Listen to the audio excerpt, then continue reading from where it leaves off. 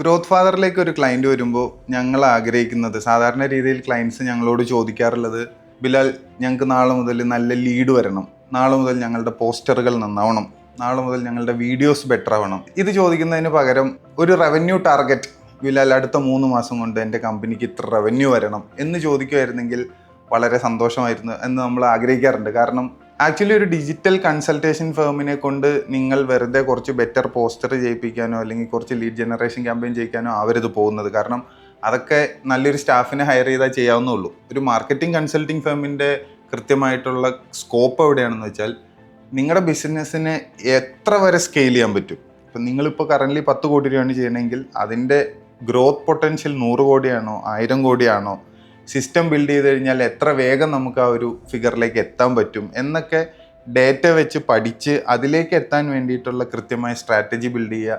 ഇതൊക്കെയാണ് ആക്ച്വലി ഒരു consultation firm ചെയ്യാൻ പറ്റുക.